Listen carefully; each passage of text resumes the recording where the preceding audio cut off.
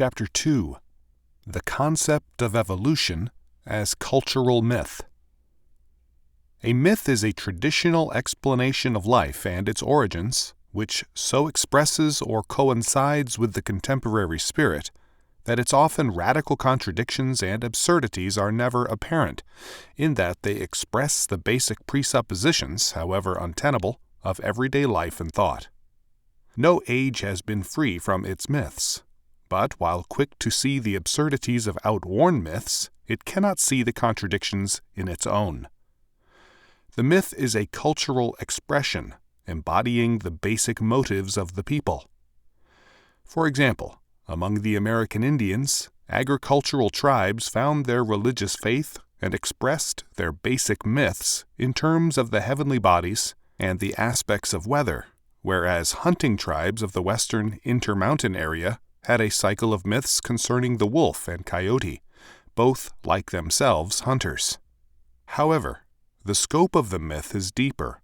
Its motives are basic to the science, religion, sociology, and art, among other things of the culture.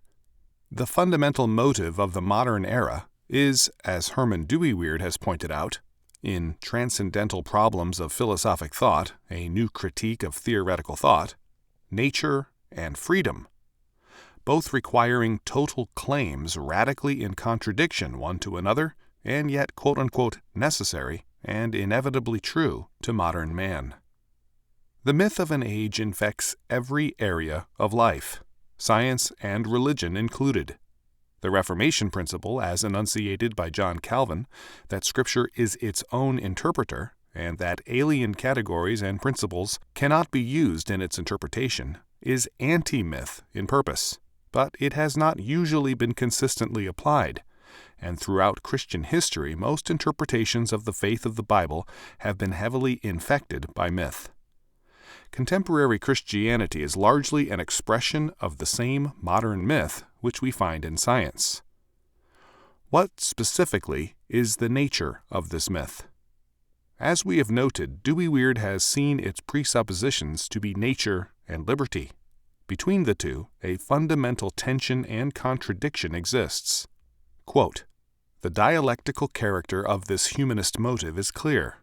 Liberty and nature are opposite motives, which, in their religious roots, cannot be reconciled. When all reality is conceived according to the motive of nature, that is, within the cadre of the image of the world, created by natural science, there remains in all reality no place for, quote, autonomous and free personality." End quote. Both nature and liberty, however, are pressed into the mold of another principle, all scientific and historical evidences to the contrary, the idea of progress. As against the medieval concepts with their theological finality and controlled progress, the new concept was rooted in nature and basic to man's liberty. Earlier versions of humanism's myth-making approaches to the concept have been described by Carl Becker in The Heavenly City of the 18th Century Philosophers. To this presupposition, Charles Darwin gave substance in his classical formulation of that myth, which summed up all the basic presuppositions of the modern spirit, the doctrine of evolution. Essential to this concept of progress was its anti-theological nature. It was a revolt from the sovereign and all-sufficient God who, by his predestinating will and eternal counsel, brought all things to pass. Yet this theological concept was necessary to science. Without it, even in more congenial circumstances, science has risen only to wither.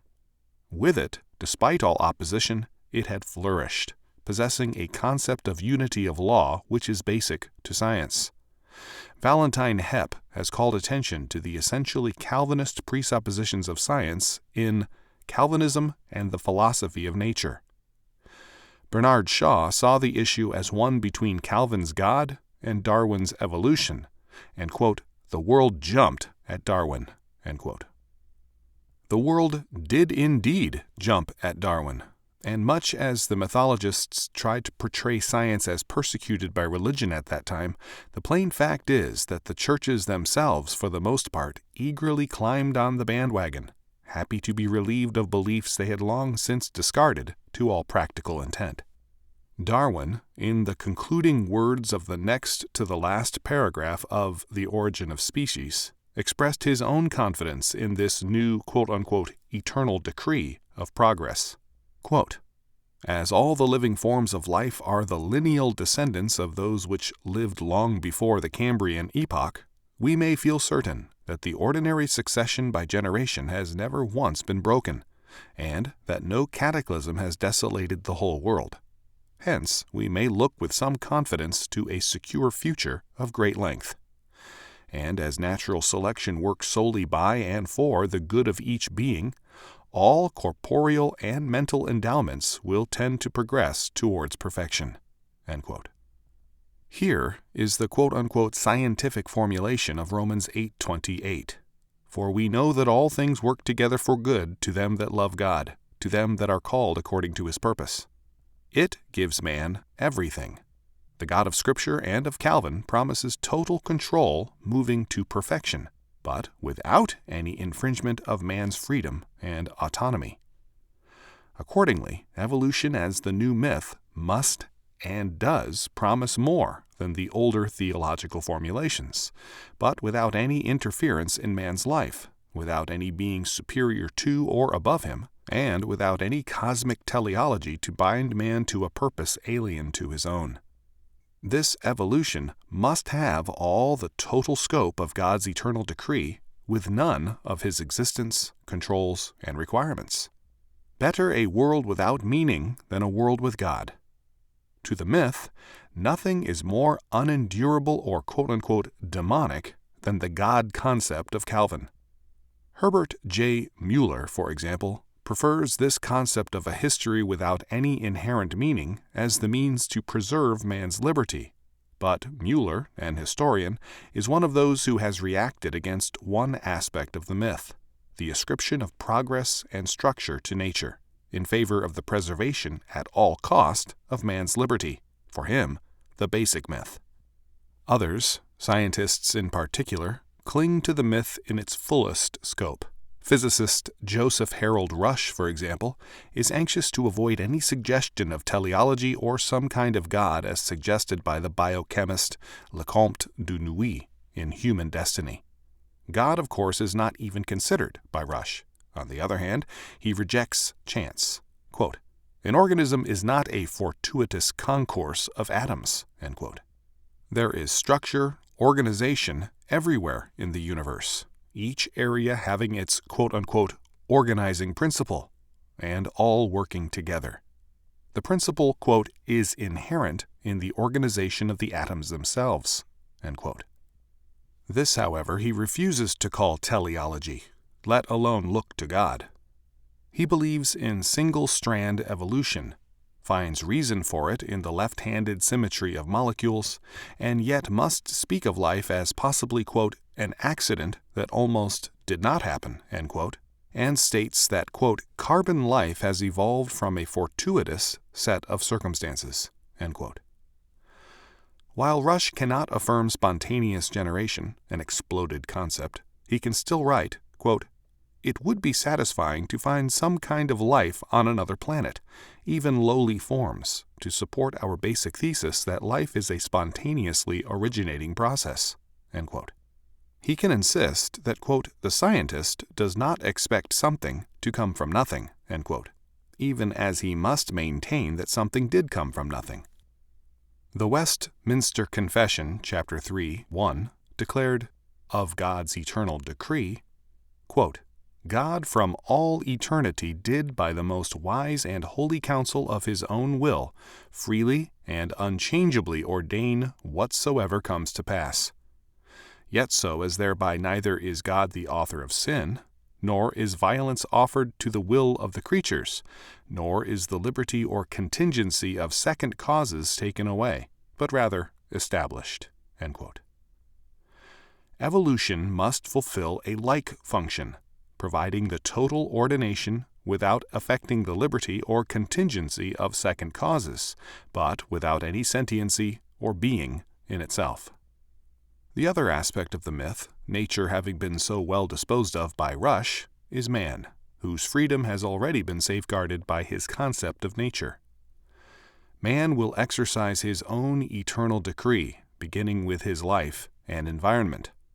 Quote, "Control always breeds the need for more control," end quote. And it is the essence of man's growth out of his natural environment into manhood, and it involves, quote, "a course that leaves no choice ultimately between controlling almost everything or abandoning intelligent control entirely," end quote. Man will learn to control, quote, "life processes," end quote, the biology of his own species, and perhaps ultimately, having conquered both space and death, explore the universe endlessly. Thus, the two aspects of the myth both find marvelous fulfillment. We have an ostensible exception to this faith in progress in George Gaylord Simpson, who was willing to rule out the possibility of unbroken progress in the world apart from man. Indeed, he denies, quote, that evolution is progress, end quote, while stating that, quote, progress has occurred within it, end quote. Man is, however, although not in every respect, still, quote, the pinnacle, so far, of evolutionary progress, end quote. The destiny of man is in his hands, and the control of progress, so that it can be either upward or downward. However, man now has a glimpse through science, quote, as to how to ensure this upward movement, end quote. The universe, apart from man, lacked any purpose or plan, was random, and yet patterned to every detail. Out of all this, man emerges with the, quote, unique quality, end quote, of being the captain and master of his fate and destiny. Quote, "He, for the first time in the history of life, has increasing power to choose his course and to influence his own future evolution. The possibility of choice can be shown to exist," end quote. The more the myth changes, the more it remains the same, more firmly fixed in its main outlines. Basic to all of this is the myth of progress. Evolution is seen as upward only. Quote, "Evolution does not go backward," end quote. It cannot, because the myth requires a one-directional move, and the strong probability that new forms could fall back or by natural selection be bred out of existence, or for the whole process to be reversed, is an impossibility to the myth. Robert E.D. Clark has pointed out that evolution was a rebellion against exact science in favor of theory and philosophy. One might further add that evolution sets aside some of the basic premises and conclusions of scientific research and is an anti-scientific myth. It is hostile to the second law of thermodynamics. And Rush, one of the more sensitive scientists, is aware of this in part, stating, quote, "A living species embodies a unique accumulation of genetic individuality and adaptive wisdom. It is one more insurrection against the second law of thermodynamics," end quote. Unlimited scope of freedom and autonomy for life is made possible by this inexplicable and truly miraculous, quote-unquote, insurrection, which makes man more supernatural than medieval philosophy ever did. Whether it be spontaneous generation or the potentialities seen in neutrons, as witness William J. Pollard, it is clear that if one speaks in terms of chromosomes, neutrons, or the like, any miracle is possible in terms of this myth, whereas if one speaks in terms of God, no miracle is acceptable to autonomous man. Occasionally, a scientist is aware of the fact that a myth is the governing principle of science now, as witness the anthropologist Lauren C. Isley. On the other hand, Isley also speaks of evolution as basic and provable fact, dating the emergence of man as, quote, "somewhere between about 1,000,000 and 600,000 years ago, quite suddenly," end quote, and gives a vivid account of this great blessed event which, quote, "took place in silence," end quote. Some, aware of the impossibility of the whole thing, exercise a fertile imagination to create a way out of the impasse, as witness Fred Hoyle's concept of continuous creation, which creates new questions for every one quote-unquote solved.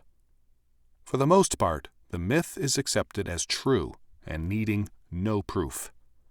Martin Gardiner, because Mortimer J. Adler of the University of Chicago called evolution a popular myth, included him in his study of quacks and frauds, fads and fallacies in the name of science.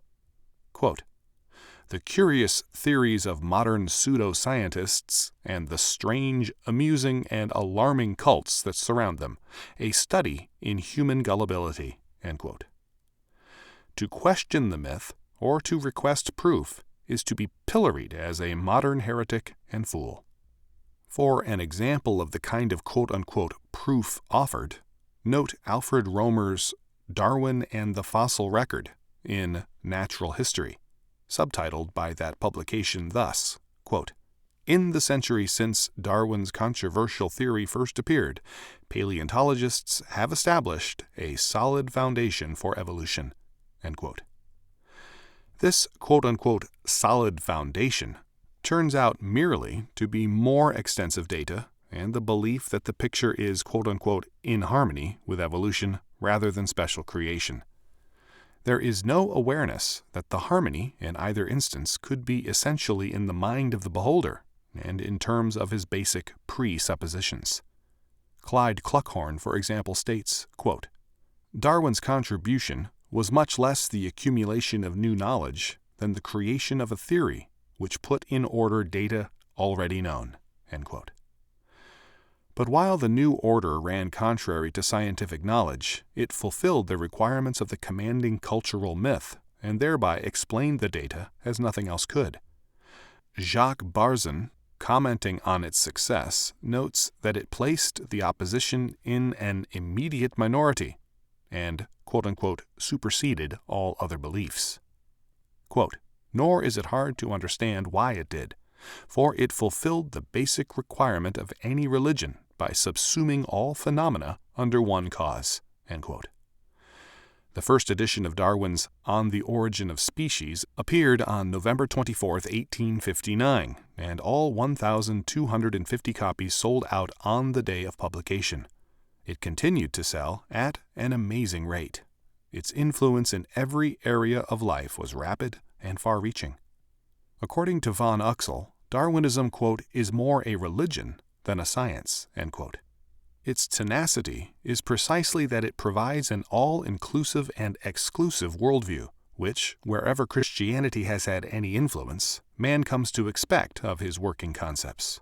As such, it exercises a function parallel to Orthodox biblical Christianity, and with far more respectability, as an quote-unquote official and established church for the requirements of autonomous man. And because at present there is nothing to replace it but a return to the hated Father's house, its powers of tenacity and resistance are far greater than its weaknesses would indicate. This unhappy situation is made more difficult by the fact that the Church, always predisposed to accept the contemporary mythologies, is today a particularly devout exponent of and adherent to the myth of the age. Only occasionally do pockets of resistance appear, and too seldom is the burden of warring against myth undertaken. At this point, with reference to the doctrine of creation, significant work has been done in this era by Cornelius Van Til in Defense of the Faith, The New Modernism, etc. But such is the power of myths that by their side truth has an incredible sound. Meanwhile, the myth flourishes. And even as in the Middle Ages the humble and devout believers in the current myths saw and talked with saints and angels, having experiences denied to or embarrassing to the doctors of the Church, so the humble and devout believers today have their experiences in terms of the myth. They see abominable snowmen and other creatures who are the quote-unquote missing link, flying saucers and spaceships, talk to men from other planets, and give us the latest news from space. These experiences are ridiculous to the mythologists of official science, but the underlying premises are theirs. Perhaps the main error of these devout and naive men is that they lack the scope of imagination scientists possess. After all, Kenneth Hoyer, a specialist in planetary astronomy and a Fellow of Britain's Royal Astronomical Society, believes it possible, when our solar system perishes and other systems wane as well, that man may construct his own sun, operate it by some atomic energy, suspend it in the sky to hold, quote, the hovering demons of cold and darkness at bay, end quote, and thus continue his existence as virtual God and creator indefinitely. Having such rich promises from his myth, what, after all, is there left for modern man to desire, unless it be the crucified truth? The scientist, we are assured, has no need of the quote-unquote God concept when he has himself. It can add nothing to his inquiry or theory, and the idea of God may be, quote, no more than a shadow of our own ignorance, end quote. His ignorance indeed does cast a great and mythological shadow, but its name is not God. And as man throws more satellites into space and dreams of creating suns, the shadows grow deeper and more terrifying in his own being. He becomes more deeply divided within himself and at odds with life itself. The, quote, hovering demons of cold and darkness have not been kept at bay from man's inner being.